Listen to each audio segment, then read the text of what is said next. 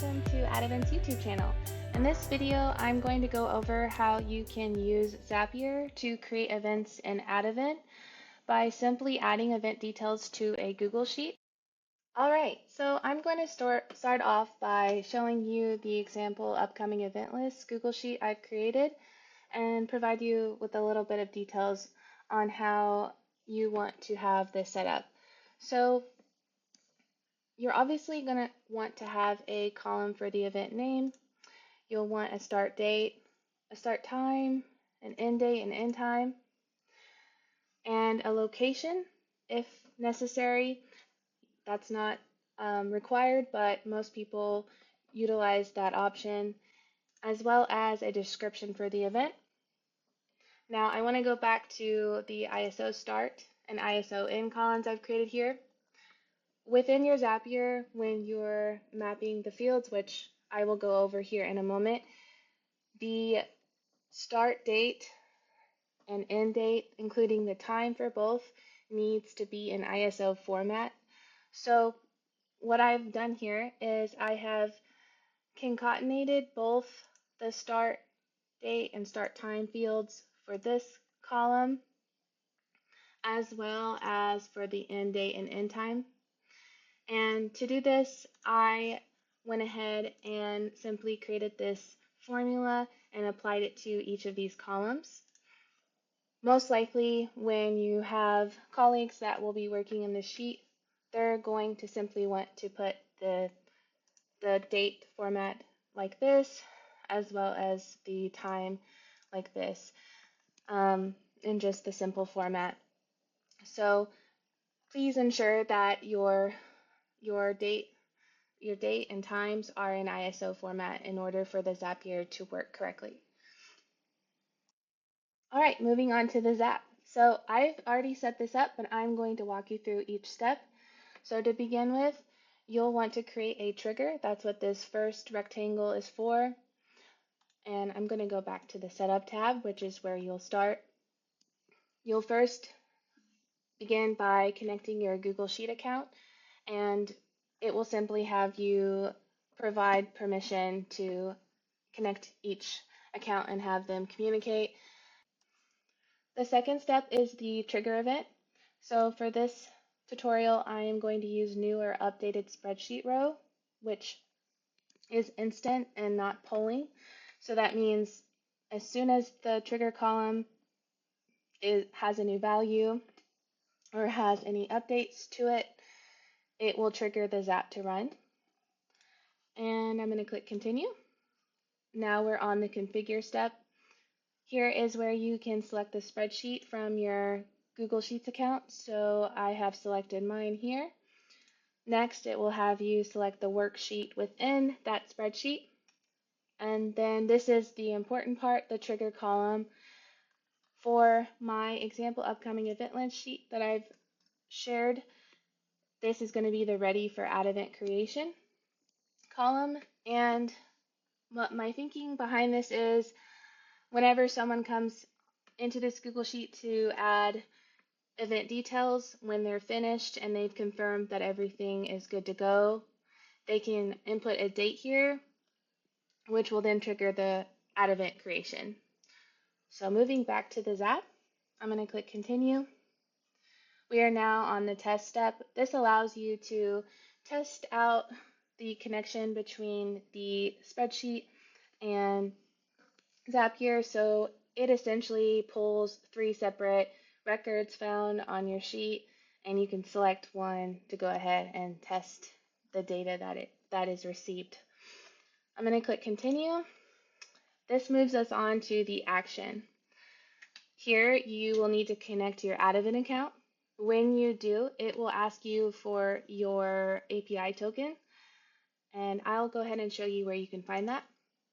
So on your AddEvent dashboard, you'll want to go to the bottom left and click your profile icon, and then click account and settings. From here, I'm going to click settings, and then you'll find your API token where you can copy with this icon here. Next, you'll want to create your action event. This will be create event for this use case. and it gives you some other options here if you'd ever like to utilize those. And I'm going to click continue now. This takes us to the configure step.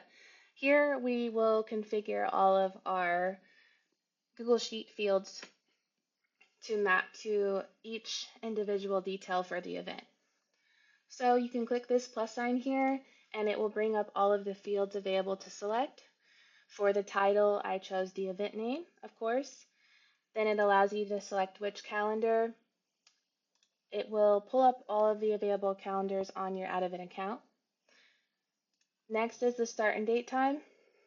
And again, you can click the plus sign and it will bring up all of your columns.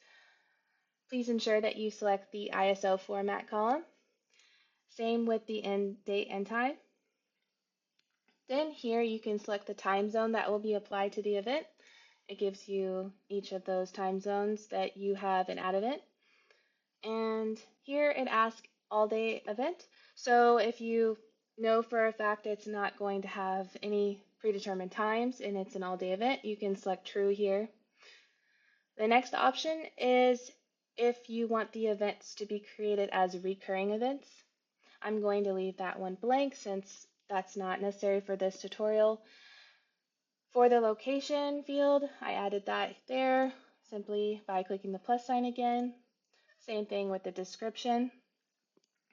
The description applies to the event description that you would see on the event landing page. And for the color, that applies to your color palette that you have configured on your account. So let me show you what that looks like. Here on the account and settings page again, I'm going to scroll down to the color palette section. And the numbers that you see in Zapier coordinate with each of these colors here. So it starts from 1 to 20. So this blue one on the left is 1 and this one on the right is 20. And you'll see here it just allows you to select those color ID numbers. So I'll leave it as 1 to apply the blue color here. And this color applies to how the event will appear in your dashboard. So this color icon right here. All right, moving back to the Zap. Here you can change or you can set the landing page template, and that is the design template that you have here on the Designs tab under Event Landing Pages. Next, it will allow you to select whether you want this to be an RSVP or not. I'm going to leave that as false. You can also choose the RSVP form that you would like to apply to the event here.